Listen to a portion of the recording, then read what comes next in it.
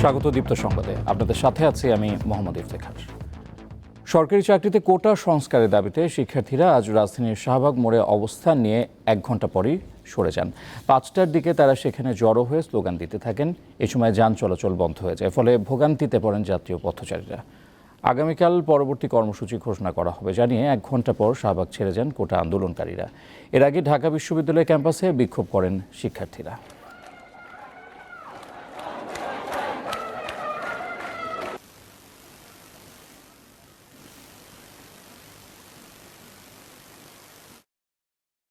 বলেছেন, স্বাধীনতা বিরোধীদের প্রেতাত্মারা কোটা সংস্কার আন্দোলনের নামে ষড়যন্ত্রে লিপ্ত হয়েছে। সকালে ব্রাহ্মণবাড়িয়ার আখাউড়া রেল স্টেশনে সাংবাদিকদের প্রশ্নের জবাবে তিনি বলেন, জনগণের জানমাল রক্ষা এবং তাদের সুবিধা অসুবিধা দেখা সরকারের দায়িত্ব। কোটা আন্দোলন নিয়ে সর্বোচ্চ আদালতের আদেশ মেনে শিক্ষার্থীরা ঘরে ফিরে যাবে বলে আশা করেন আইনমন্ত্রী।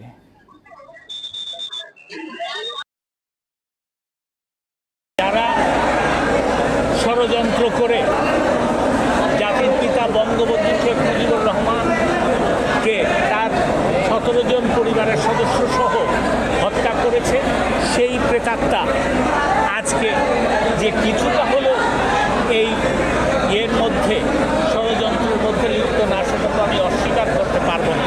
সরকারের দায়িত্ব জনগণের সুবিধা অসুবিধা দেখা, এবং সেইখানে যদি কেউ বাধাগ্রস্ত করে সরকারকে সেই আইন মোতাবেক ব্যবস্থা নিতে হবে। মেধাবীদের বাদ দিয়ে দলীয় লোকজনের মাধ্যমে সবকিছু পরিচালনা করা হলে বাংলাদেশ ডুবে যাবে বলে মন্তব্য করেছেন বিএনপির স্থায়ী কমিটির সদস্য আমির খসরু মাহমুদ চৌধুরী।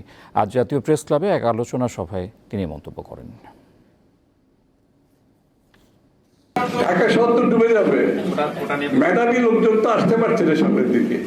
যারা এই কাজকর্ম করে, প্ল্যানিং থেকে শুরু করে এটা বাস্তবায়ন পর্যন্ত করে, সেখানে তো কিছু মেধাবী লোককে উঠে আসতে হবে। দলীয় লোকজনকে দিয়ে যদি চালানো হয় তাহলে ঢাকা শহর ডুববে এবং সারা বাংলাদেশ ডুববে। আর আর্থিকভাবে রাজনৈতিকভাবে তো এমনি ডুবে গেছে। ভারী বৃষ্টিতে রাজধানীর বিভিন্ন এলাকায় তৈরি হয়েছে জলাবদ্ধতা। এতে চরম ভোগান্তিতে পড়েছে নগরবাসী। সকাল 6টা থেকে দুপুর 12টা পর্যন্ত রাজধানীতে 130 মিলিমিটার বৃষ্টিপাত রেকর্ড করা হয়েছে।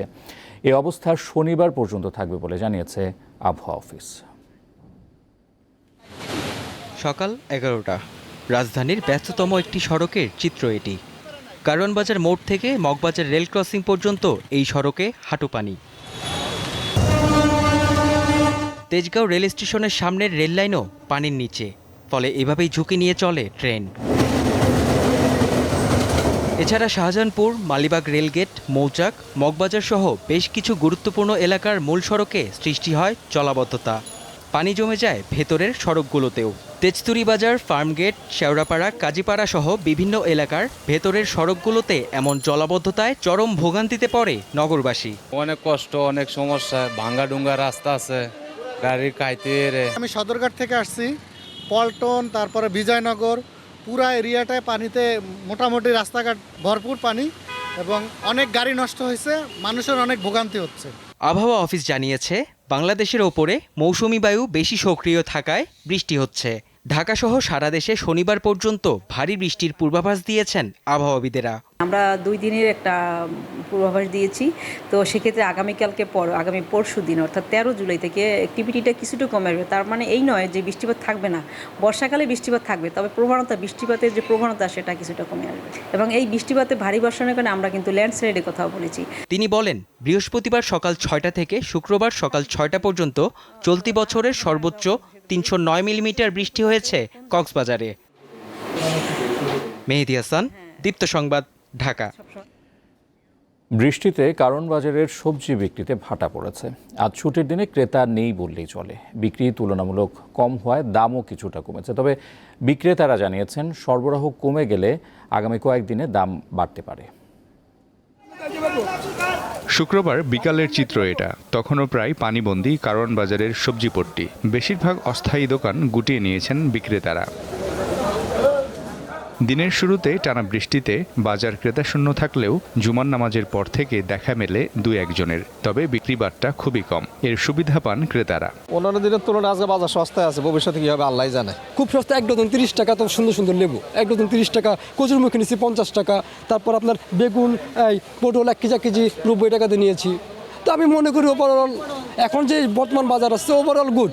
বিক্রেতারা বলছেন নষ্ট হওয়ার ভয়ে দাম কিছুটা কম নিচ্ছেন তারা। ক্রেতারা আসে না কালকে দাম কমতে আর কি করবো, পাইকারিরা যারা মাল জুটিয়ে দেয় পরবর্তীতে নষ্ট হয়ে যাবে, এই কারণে দাম কমতে আছে বর্তমানে। বৃষ্টি হলে প্রায় সময়ই আলোচনায় থাকে কাঁচামরিচ। দোকান ভেদে কেজি প্রতি 220 থেকে 250 টাকা দরে বিক্রি হচ্ছে, যা আগের থেকে কম বলে দাবি বিক্রেতাদের। যদিও ক্রেতারা বলছেন এ দামও বাড়তি। আমি দেশিটাই নিলাম 260 টাকা হিসাবে আধা কেজি নিলাম। আমার এই সাংসারিক জীবনে আমি এই প্রথম 260 টাকা কেজি হিসেবে মরিচ কিনলাম। কালকে ছিল 300, আজকে হচ্ছে 250। আজ কমে যে ইন্ডিয়ান ঢুকিছে, এলসি ঢুকিছে, কালকে আবার ঢুকবে না, কাল আবার বেশি হতে পারে কাঁচা মাল। ব্যবসায়ীরা জানিয়েছেন বৃষ্টিতে বাজারে সবজির সরবরাহ কম হয়, এর নেতিবাচক প্রভাব পড়ে কয়েকদিন পর। যারা বেচতে না পারছে তারা কিছু মাল রেখে দিয়েছে বা রয়ে গেছে। এখন মোকামের থেকে মাল এই বৃষ্টির কারণে কম আসতে পারে, কালকে দাম কিছুটা বাড়তে পারে। বৃষ্টিতে মাল ক্ষেতের থেকে যদি গৃহস্থরা না তুলতে পারে, আমদানি যদি না হয়, তাহলে তো স্বাভাবিক দাম বেড়ে যাবে। এদিকে আলু, পেঁয়াজ, রসুন সহ অন্যান্য নিত্যপণ্য আগের বাড়তি দামেই বিক্রি হচ্ছে। মিজানুর রহমান, দীপ্ত সংবাদ, ঢাকা। আর এই ছিল এখনকার মতো। পরের সংবাদ রাত 11টায় দেখার আমন্ত্রণ রইল। দর্শক, তথ্য বিনোদনের আরও খবর জানতে যুক্ত থাকুন দীপ্তর ডিজিটাল প্ল্যাটফর্মগুলিতে। ধন্যবাদ।